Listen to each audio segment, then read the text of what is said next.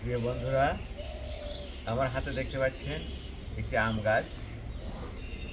আম গাছটি খুবই ছোটোখাটো এবং এই জাতের আম 3.5 ফুট থেকে 4.5 ফিট হয়। আম্রপলি গাছ। আম্রপলি দেখতে খুবই ছিমছাম সুন্দর। এই সামনেই হয়তো মুকুল আমাদের গাছে এসেছে চারা গাছটিতে।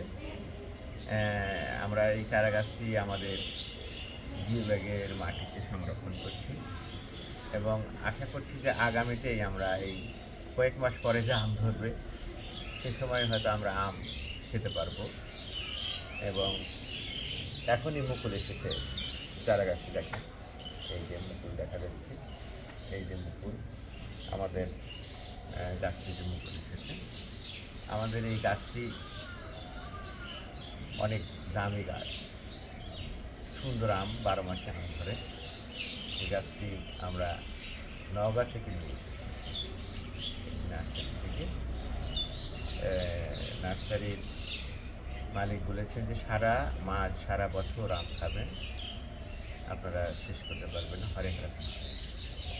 তা আমরা চলে যাচ্ছি জিও ব্যাগের কাছে, মাটিতে এটা রোপণ করব। এই রোপণকৃত গাছটি যাতে ভালো থাকে, সুন্দর থাকে এবং যাতে আমাদেরকে নিয়মিত ফল দেয়, তার জন্য দোয়া রাখবেন সকলে।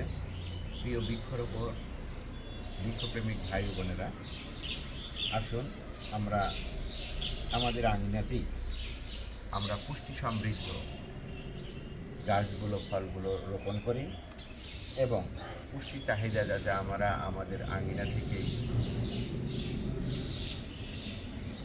আমাদের পুষ্টি বিষয়গুলো যাতে আমরা অভাব পূরণ করতে পারি, তার জন্য আমরা প্রত্যেককে বিভিন্ন জাতের ফল, বিভিন্ন জাতের সবজি এবং বিভিন্ন পদ্ধতিতে আমরা, আধুনিক পদ্ধতিতে আমরা কৃষি, আমরা বাড়ির আঙিনায় এবং ছাদ বাগানে এই পদ্ধতিতে আমরা আমাদের পছন্দের গাছ আমরা সংরক্ষণ করতে পারব।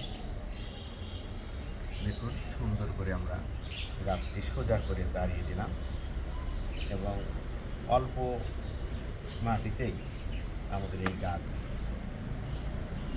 লেগে যাবে এবং গাছের পুষ্টি সংরক্ষণ করতে বিভিন্ন ধরনের জৈব সার এবং রাসায়নিক সার, অল্প কিছু রাসায়নিক সার আমরা মাঝে মধ্যে প্রয়োগ করব। তাহলেই গাছ ভালো থাকবে এবং গাছও আমাদেরকে সুন্দর ফল দেবে এবং আমরা সেই ফল খেয়ে আমরা নিজেরাও সুস্থ সুন্দর থাকব। ধন্যবাদ আপনাদেরকে। আসুন আমরা বৃক্ষরোপণ করি, আগামীতে আমরা আমাদের সুস্বাস্থ্য করি, নিজের স্বাস্থ্য এবং পরিবারের সদস্যদের স্বাস্থ্য সুন্দর রাখি এবং পরিবেশও সুন্দর রাখি। ধন্যবাদ আপনাদেরকে এই বৃক্ষে রোপণের পদ্ধতিতে সুস্বাগত। ধন্যবাদ সবাইকে, আবারও অনেক অনেক ধন্যবাদ।